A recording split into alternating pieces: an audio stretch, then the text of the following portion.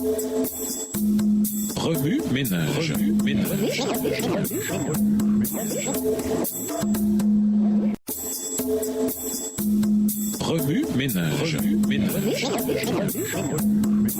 Bienvenue dans votre émission. Remue ménage. Nous voilà à la leçon de mercredi. Invité, une offrande extrême. Après qu'Abraham eut rendu la dîme du butin, le roi de Sodome lui dit de lui rendre seulement les gens et de garder le butin, ce qui était conforme à la coutume. Abraham, sachant que toute tentative de profiter du malheur des autres est considérée par Dieu comme vol, rendit tout, y compris les biens restants, au roi de Sodome. Après avoir reçu l'assurance de la protection divine et d'une très grande récompense, Abraham reçut de Dieu la promesse qu'il aurait un fils et que ses descendants posséderaient ce pays. Alors que le patriarche était âgé de 99 ans, Genèse chapitre 17, et qu'il n'avait toujours pas d'enfant de Saraï, Dieu réaffirma son alliance avec lui. Le pays lui serait donné en possession éternelle à condition que ses descendants gardent eux aussi l'alliance. Au verset 9. Lorsque les enfants se détournent de la foi après avoir hérité de leurs parents pieux les biens de Dieu, ils déplacent essentiellement ces ressources précieuses du côté de Satan et les utilisent pour renforcer la cause de l'ennemi. Depuis Adam, le rejet de l'alliance avec Dieu, l'apostasie, a toujours impliqué la perte des biens de cette alliance. Lorsque Abraham et Sarah eurent enfin Isaac, leur joie était si grande et leurs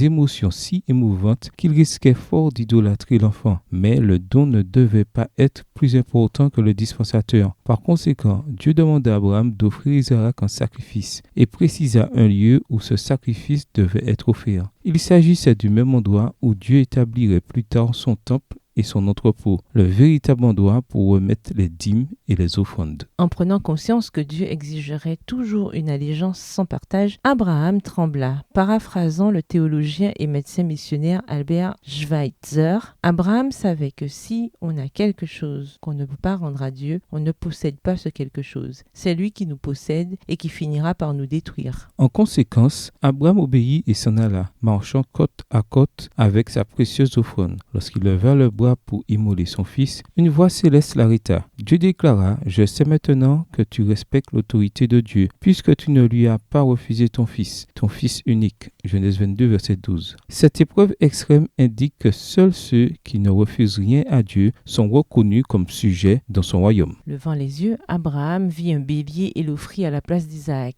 Il appela cet endroit Jéhovah Jireh, ce qui signifie l'Éternel y pourvoira, dans la Bible Osterwald. Dans un sens, Dieu fournit toujours nos offrandes, car nous ne pouvons rien lui apporter s'il ne nous a pas d'abord procuré quelque chose. Mais d'une manière prophétique, ce nom, l'Éternel y pourvoira, indiquait une offrande qui serait présentée plus tard dans ce même lieu. Jésus-Christ, le Fils de Dieu, mourait en tant qu'offrande de Dieu pour toute l'humanité. C'est la mort de Jésus et elle seule qui met à notre disposition la repentance, le pardon, la rédemption et toutes les autres bénédictions dont nous avons besoin. Remue ménage. Méditez de nouveau Hébreux 11 et versets 8 à 19. Où voyez-vous Jésus dans ce passage? Honnêtement, à quoi ou à qui appartenez-vous? Si c'est à Dieu, comment le savez-vous? Sinon, comment cette appartenance vous mène-t-elle à votre destruction? Que vous dit Jésus par ce texte? En quoi voyez-vous Jésus différemment ou le voyez-vous de nouveau? Comment réagissez-vous en voyant Jésus de cette manière? Au revoir. Et à demain si Dieu veut. Remue ménage. Remue ménage.